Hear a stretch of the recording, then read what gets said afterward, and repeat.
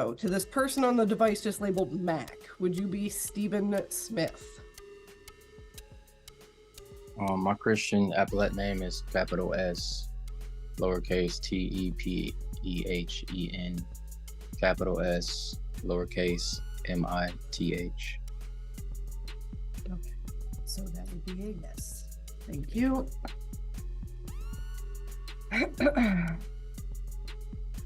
Deputy Sims.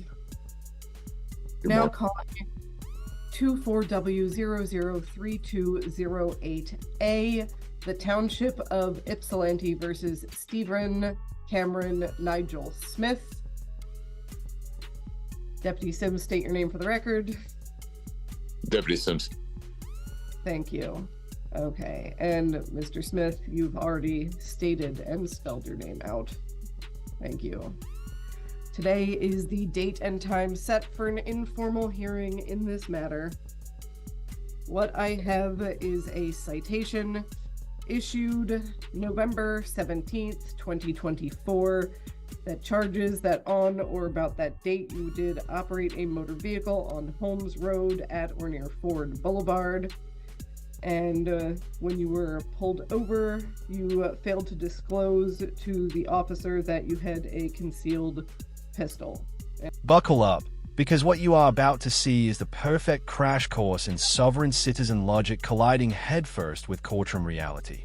Today we're not dealing with hardened criminals or complex legal masterminds. Instead, we've got two people who believe they've discovered hidden secret rules of the legal system that somehow everyone else missed. On one hand, we have a man who proudly carries both a driver's license and a concealed pistol license, yet claims the name printed on those very documents somehow doesn't apply to him. On the other, we'll meet someone who openly admits in court that he isn't qualified to defend himself, yet insists on firing logic, law, and common sense all at once while representing himself anyway. As you watch this play out, pay attention to how sovereign citizens always use the same pattern: redefine language, deny identity, then accuse the court of wrongdoing when basic rules still apply. The judge here stays calm, patient, and professional, even while the defendant tries to twist the process into a game of gotcha. And later, when the second sovereign steps up, you'll see the same confidence without competence on full display. So, it looks like you were also cited for having a window tint. I don't have that citation, which presumably means that it was paid. So, again, this is a civil infraction. There is no criminal penalty associated with this, no jail time, no probation. There is, however, a fine. Before we get started, Deputy Sims, was there anything that you wanted to say? No, ma'am, I'm ready to proceed. Mr. Smith, as you have likely heard already, you have three basic options when it comes to this citation, and these are your three options. You can accept responsibility, that is basically admit that you did not disclose per MCL 28.425F that you had a license to carry a concealed pistol and that you did not present that immediately to the peace officer when you were pulled over. You can accept responsibility with an explanation, so the court can take into consideration any mitigating factors and potentially lessen or eliminate the fine. Finally, you can deny responsibility, that is, deny that you failed to disclose your CPL immediately, at which point we will proceed to the informal hearing. I will swear in both sides, take testimony, and make a decision based on preponderance of the evidence. Which of those three options are you going with?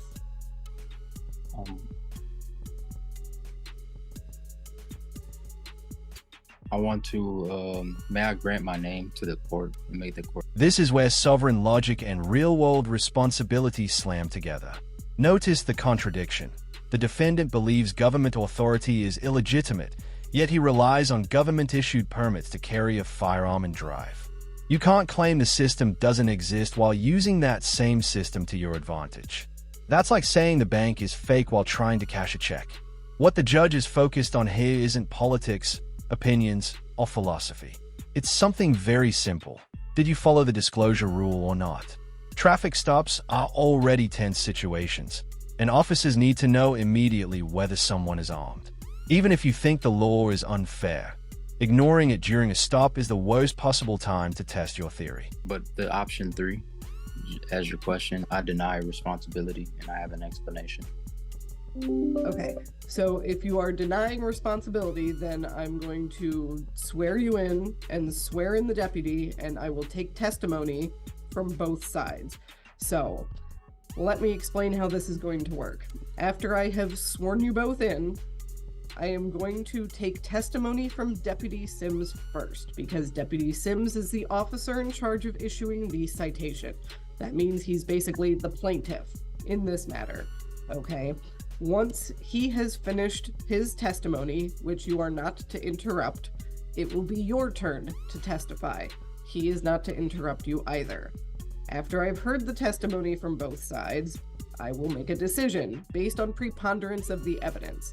As I stated before, that is a 49% to 51% standard. So basically, whoever's testimony is slightly more persuasive. This is not a criminal case. It is not beyond a reasonable doubt in this situation. So, do you comprehend everything that I just said? I do comprehend. Thank you. Okay, raise your right hand, Deputy Sims, and Mr. Smith, you will have to tell me when it's raised if you're not turning your camera on. It's raised. Do you swear or affirm that the testimony you are about to give is the truth, the whole truth, and nothing but the truth to the best of your information, knowledge, and belief, Deputy Sims? I do. Mr. Smith? Yes. Thank you. Okay. Deputy Sims, you may proceed with your testimony. On 11/17/2024, about 3 a.m., my partner and I observed a black Ford Fusion. It was on Ford Boulevard. I believe it had just turned onto Ford Boulevard with tinted windows. Proceeded after the car. It turned into the gas station there on the corner, and we followed it into the gas station and proceeded towards one of the exits. Before it returned to the road, the driver, Mr. Smith, exited and began yelling at us. At that point in time, we activated our emergency lights and conducted the traffic stop there. We made contact with him, explained the reason that we had followed behind him, and when I approached the vehicle, I looked in the vehicle and I observed a firearm on the passenger seat.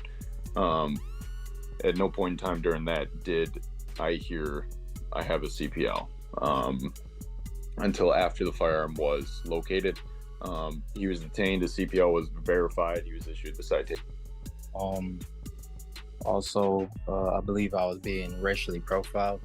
I had been pulled over, which I did stop, and I was let go because I wasn't suspected of any crimes, just as I wasn't suspected of any crimes by him as well, as he mentioned. We had sat in the intersection, which I was in the middle of a DoorDash, and I wanted to get on my phone to see where I was at. When I looked away from my phone, I seen him, the officer, and another deputy, or whoever it may have been, an officer, also sitting in the middle intersection for about 30 seconds, maybe to even 60 seconds. So he could see me through my windshield. While I believe it was racial profiling, considering the area we were in, it wasn't the best area. So when I pulled, which I did use my turn signal, and it was a stop sign, or it was a light, a signal light. So when the light turned, and here it is, the classic sovereign citizen playbook move, turning the courtroom into a fantasy trust game. When he asks to grant his name and make the court the trustee, what he's really doing is repeating language pulled from pseudo-legal forums that claim your name is a financial entity that can be controlled like a bank account.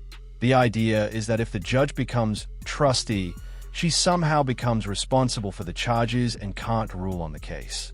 The problem? None of this exists in actual law.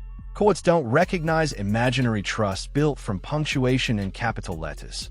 Judges deal in statutes and case law, not YouTube conspiracy seminars. The magistrate shuts it down immediately, not angrily, not dramatically, just firmly. That's important. She doesn't debate fantasy because the court only operates in reality. I turned right with my turn signal.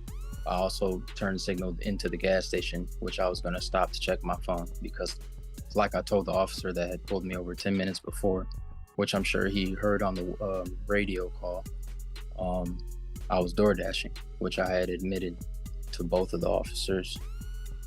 He called another officer in response to what he calls me pulling myself over. He never admitted to pulling me over. He said I pulled myself over. I got out the car to explain myself that I was door dashing and that I felt like I was being harassed because I was just previously pulled over. I did not have a firearm on person, and he didn't have a reason to suspect me of any crimes or try to search my vehicle. I was illegally searched on person without my disclosure. I told them I don't consent to any searches, and they were digging in my pockets. I have a legal... The officer's statement is clean, chronological, and supported by specific observations.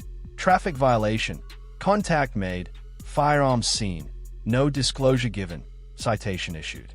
That's exactly how testimony is supposed to sound, objective and procedural. Compare that to what sovereign defendants usually do: long speeches about maritime law, corporate entities, and unrelated grievances. This moment also highlights an important courtroom lesson. Officers don't have to prove beyond all doubt in informal hearings. The standard here is preponderance of evidence, meaning more likely than not. If the judge believes the officer's version is even slightly more credible, the case is essentially decided. After he said I pulled myself over, he flashed his lights and they kind of like grabbed me up, and I feel like they assaulted me in a way. And after he figured out that I did have a CPL disclosure, which he never gave me time to disclose because it was not on my person, so I didn't feel the need to because I was not present in my motor carrier for him to be in any type of danger. After he sat me in the car, which I feel like I should not have been detained that way, for about 15 minutes, they let me be on my way with a citation, and I don't believe I deserve the citation. And he doesn't have any evidence of the situation. It's just a presumption with no material.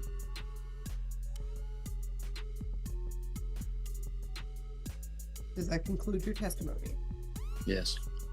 And did you have any evidence or witnesses that you wanted to present? I have evidence on my phone of me asking him what their badge numbers was, which they didn't really want to disclose. So I had to look it up on the internet. I have a dash cam, but it was not running at the time.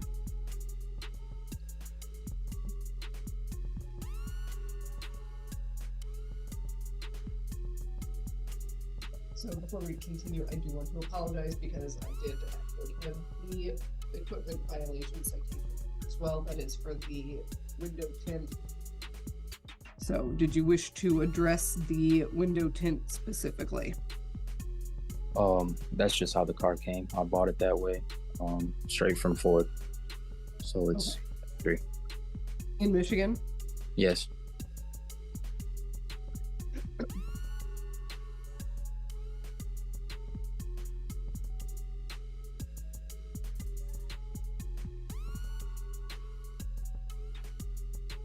Deputy Sims, since I don't think I specifically asked you about the tint either because I had misplaced this on my desk, do you wish to address the window tint?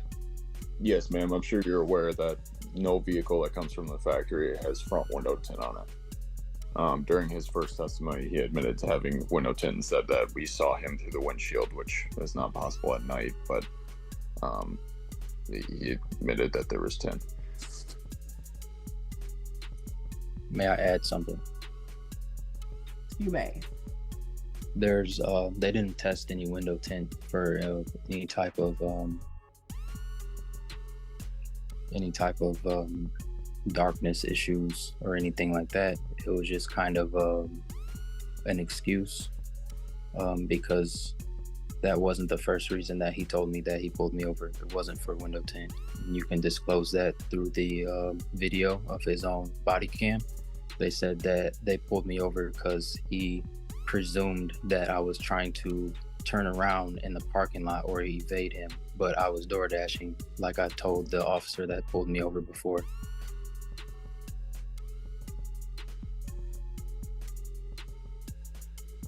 So, Deputy Sims, I believe when you testified a moment ago, you said you had noticed the window tint. Did you want to respond to that to me, please? I guess, what are you asking? You had stated that you initiated the stop, or at least you started to initiate the stop based on observing window tint. Is that correct? So yeah, I mean, I was with my partner. So there's also the part of he came off of Holmes Road, if I remember correctly, turned right into the parking lot, and then cut through the parking lot to go back onto Holmes Road. It didn't seem like there was any intention of him trying to stop at the store or anything like that. So he's also cutting through the parking lot. May I add? You may. I did not try to cut through the parking lot, as I mentioned before, and prove to the officer before I was door dashing. And if I would have been on my phone, then he would have tried to get me for that as well. So I safely pulled over to where I could view where I was. And it was his presumption that I was trying to. Now we're seeing another familiar pattern. When sovereign arguments start to crumble, the story shifts. First, it's about names and legal status. Then it becomes profiling. Then suddenly it's unlawful search. The problem is not that claims of profiling or improper search can't ever be valid. They absolutely can be in real cases. The issue is proof. Courts don't rule based on feelings. They rule based on evidence. Hey, the defendant admits to tint, admits to interaction, and admits to a firearm being present. Yet he simultaneously argues he shouldn't have had to disclose because it wasn't on his person. That's not how disclosure laws work. Disclosure is about whether a weapon is present, not just physically touching you.